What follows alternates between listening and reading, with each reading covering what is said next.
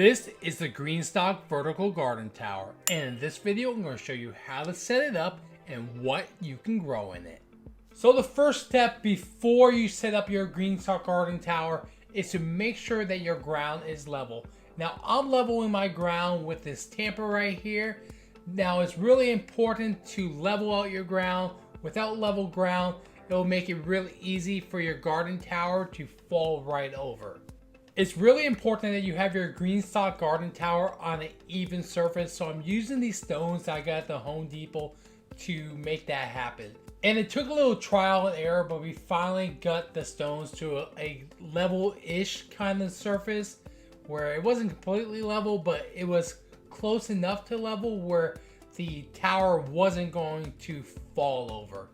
And trust me, getting something level is a lot harder than it looks. So once you have placed the first tier of your garden tower on your level surface, go ahead and start filling it up with some well-draining potting soil mix. I have a video about how to make a universal all-purpose potting soil mix that you can go check out next. So after you have added your soil to your first tier of your Greenstalk garden tower, go ahead and add your watering tray. This is going to help evenly water your garden tower from the top down. And then add your second tier, add your soil, and then another watering tray, and so on. Repeat this process until you have completed the tower.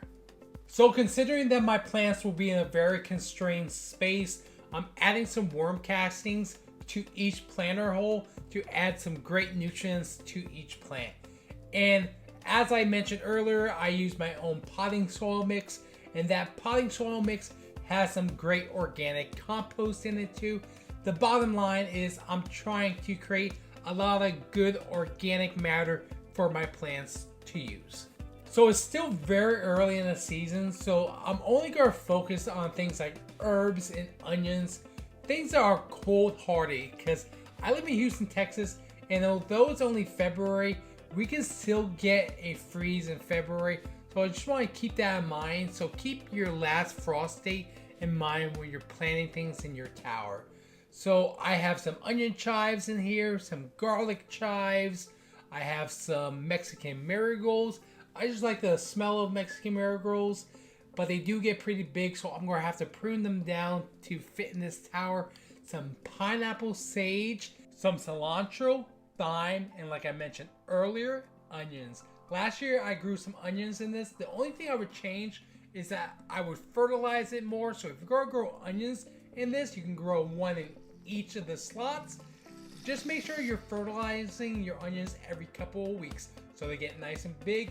Mine were a decent size, but I would have liked them a little bigger. And I do have a second Greenstalk garden tower that I'm saving for another video. And in that video, I'm going to focus more on spring vegetables and flowers that you can grow in this garden tower.